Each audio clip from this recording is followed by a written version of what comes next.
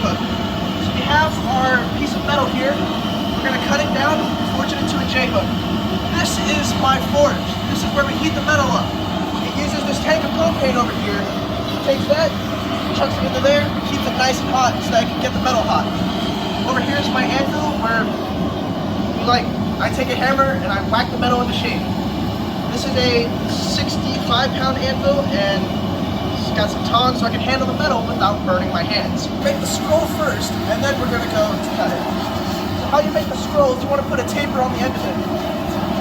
So we come over to our anvil here, to the sharp part of the anvil, and we want to make sure we hit it like this.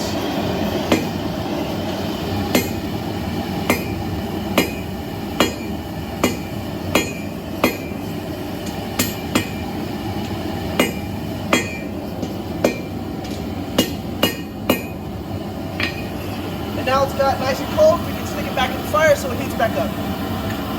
We're going to repeat this process until we get it nice and thin, and then we're going to put a scroll on the end of it. Alright, so now that we got the end of the bar nice and tapered, we're going to put a scroll on the end of it. A scroll is basically this little artistic flair that really helps you build technique. It gives you some nice practice. So what we're going to do is our metal has to be nice and hot, and you have to go quick, because if it's not hot, it's not going to form very well. So, we're going to take it out of the fire straight to the anvil. We're going to stick just a little bit over the edge and curl it down. Make sure the rest of it's nice and flat. And just like that, it's already too cold. So now stick it back in. And then we'll just wait for it to get hot again.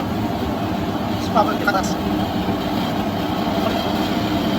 But because it's nice and thin, it heats up really quickly. So now we're just going to put the last bit of scroll on there. Have a nice little scroll. And just puts a little artistic flair on it. Alright, so how we're going to bend this is we're going to use this little piece of pipe. And we're just going to hammer it around the pipe.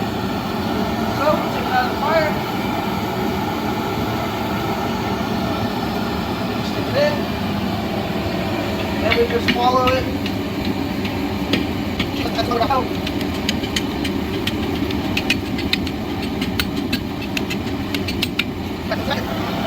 And now that we have the curve form, now we have to make sure it's nice and flat. So our hook isn't looking like this, kind of. You get what I mean? This is what's called a planishing stroke. You just go around it with nice, short taps to make sure that it looks nice and you can't see obvious hammer blows in it. So if you see obvious hammer blows, it looks really bad once the metal gets cool.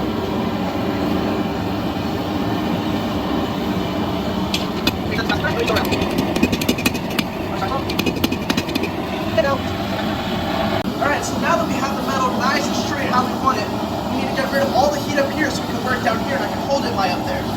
What we're going to do is come over to this bucket of water we have. It's the cool clip you see in all the movies. Alright, so 3, 2, 1. And whenever you do this, you have to make sure you swirl it around so that it doesn't develop a layer of steam around it. That doesn't allow the rest of it to cool. Make sure you go all the way up everywhere the heat is. Because the heat could be up here, but the water's not reaching up there. You have to make sure you get it up there.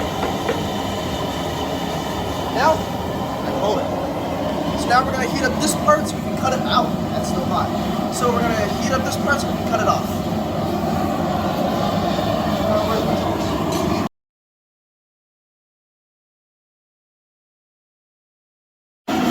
Alright, so now that it's just practically bending under its own weight, you can just do this.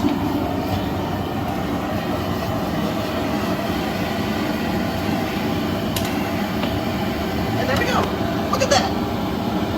Okay, now what we're going to have to do is to bend the hook downwards so we actually have a hook and not just a straight piece of curved metal. So that's the next step. So once we get the metal nice and hot, that's what we're going to do. And remember, when you do this, it has to be really hot, alright? You want that nice, bright orange color. I haven't been mentioning color enough, but color is very important when you do this. Alright, kill it.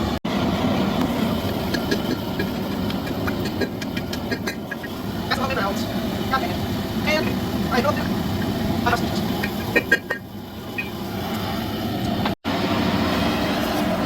now we have some planishing stroke. Thanks.